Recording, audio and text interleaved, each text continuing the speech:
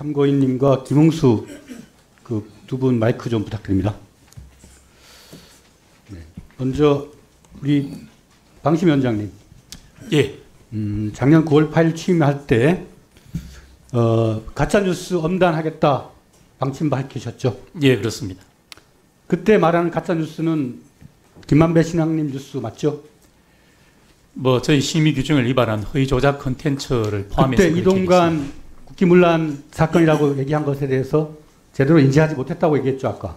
예, 뭐 정확하게 들은 말은 없습니다. 그런데 9월 8일 날 취임하면서 그 이동관 씨가 말한 엄중 조치하겠다는 걸 바로 이행을 했네요.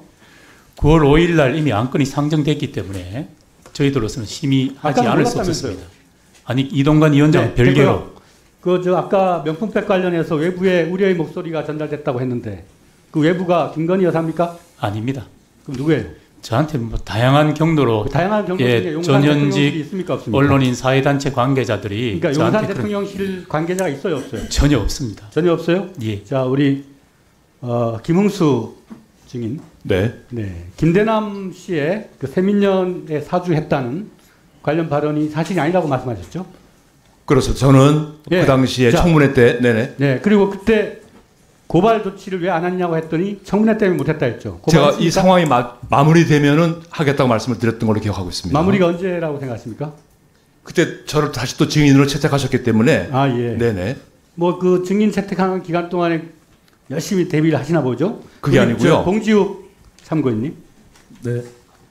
그 세민년의 실제 그 계약 당사자가 우리 사무총장이 아니라 용산 대통령실에 근무했던 그 김대남 씨라는 사실을 보도한 적 있죠?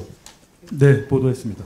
그럼 세민년의 실제 그 계약과 운영은 대통령실에서 실제 관여하고 컨트롤했다라는 우리 그 봉지욱 기자님의 취재에 대해서 김웅수 씨는 이견이 있습니까?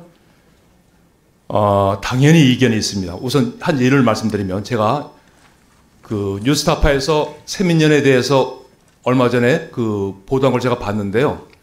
잠깐만 기다려 주십시오. 시간 좀 멈춰 주십시오. 예, 멈춰 주세요.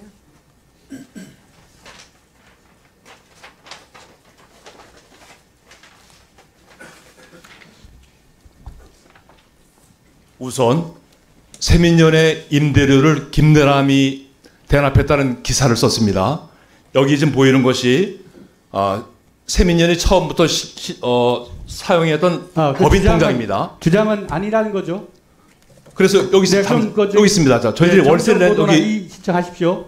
자, 우리 봉지욱 참고인님. 네. 네. 그 핵심은 방심위가 민간 독립기구고 어떠한 외부로부터의 지시나 간섭 받지 않아야 하는데 방심위의 특위위원으로 들어가셨어요. 나중에 또 그전에는 이미 그 김대남 씨하고 연락을 주고받아서 2022년에 바이든 관련 보도에서 고발 사주 대행하셨고 저희 세민년에서 다시 들어가셨어요. 네? 방송심의위원회에 네? 10월 달에 네? 나중에 추후 합류하셨잖아요. 자, 핵심은 뭐냐면은 네? 봉지욱 기자가 취재한 내용은 용산 대통령실이 시민사회 수석실 또 김대남 등을 통해서 외부의 간섭과 지시를 받지 않아야 할 방송통신심의위원회 심의 과정에 개입을 했다는 거고 그 중간 통로를 김웅수 선생님이 하셨다는 겁니다.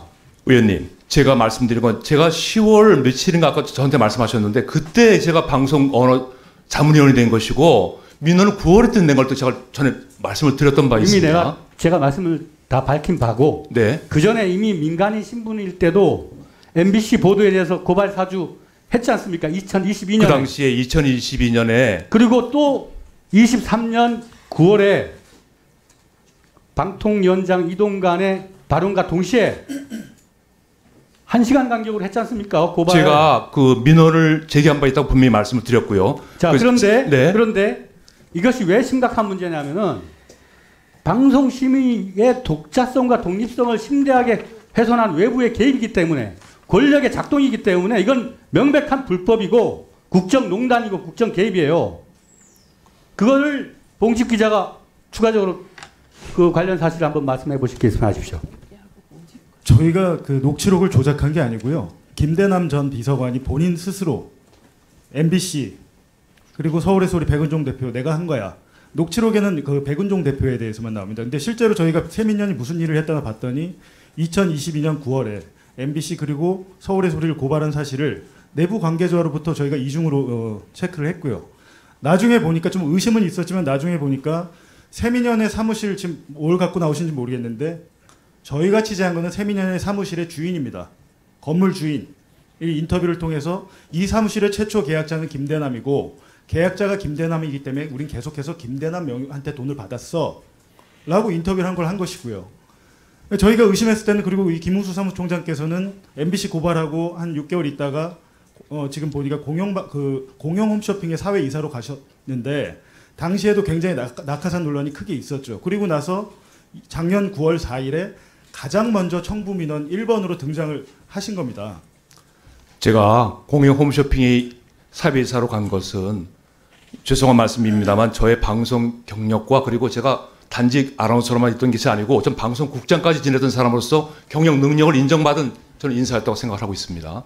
그리고 저 봉 기자가 좀 아까 말씀하셨는데 제가 이걸 왜 가지고 나왔냐면은 세민연의 임대료를 김대남이가 납부할 정도로 실제 주인이 김대남이라는 그런 기사를 썼길래 제가 여기 음용을 철을 다 했지 않습니까? 매달 쭉 여기 다 전부 다 이것들이 다 남모 빌딩의 문 아무개라는 사람한테 이 사람이 우리 건물주입니다. 매달 이렇게 월세를 우리가 다 낸 게 다 이거 다 있는데도 불구하고 처음부터 김대남이가 다 냈다고 이런 식으로 이게 돼서 저희들이 너무 당황스러워서 제가 혹시 몰라서 이 통장하고 그 내역을 다 뽑아서 봤던 것입니다.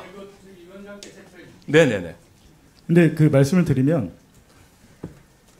만약에 그게 사실이라면 저희가 반론 보도를 반영해드리겠고요. 근데 저희가 알기로는 남아물산이라는 김대남 소유의 회사로 기부금이 빠져나갔습니다. 거기에 대해서는 김대남 씨도 아무런 반박을 못했고요. 아니 말씀드리겠습니다. 아주 감사합니다. 말씀드리겠습니다.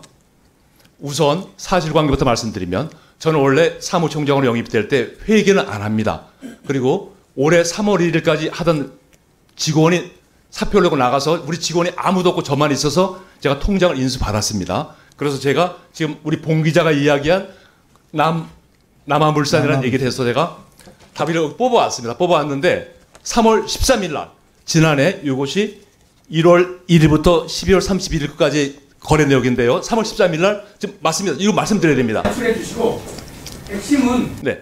용산 대통령실의 부탁이나 지시 부탁받고 왜 사주 고발하고 민원 제기했냐 그것이 아니라는 증거가 없다는 겁니다. 위원님, 제가 그 사무총장을 맡았을 때 그 당시에 여러 세민연 회원들이 MBC의 이 뉴스에 문제가 있다는 말을 엄청나게 많이 하면서 그 당시에 이걸 왜 그냥 두는 얘기들을 엄청나게 많이 하던 때였던 걸 저는 기억을 하고 있습니다. 용산 대통령실이 세민연을 사실상 관리하고 대통령 선거 때 대선 캠프의 조직이 그대로 세민연으로 이관이 맞고 그 사람들이 대통령을 지키겠다라고 하는 일념으로 대통령 본인과 관련된 사안들에 대해서 고발 사주하고 그렇게 해온 거 아닙니까? 신하시고 제가 김대남 씨의 주장이 틀렸다면 즉각적으로 거기에 대한 자기 보호 조치를 하세요. 지금 청문회를 핑계로 아무 조치 아닙니다. 지금 우리 회원님들의 의견을 모으고 있다는 점을 말씀을 드리겠습니다. 잠깐만요. 제가 조금 좀 이상한 것은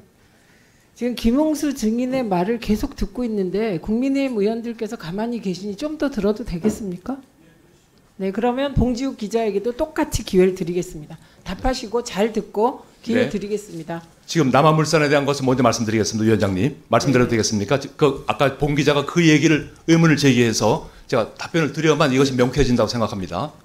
아니 그냥 짧게 남아물산이라는 이름으로 네네네. 입금이 됐냐 안 됐냐 고 이게 3월 13일 날 118만 9,570원이 남아물산에 입금이 된 걸 제가 확인을 뽑아보면서 보고서 당시에 회계 직원에게 물어봤습니다.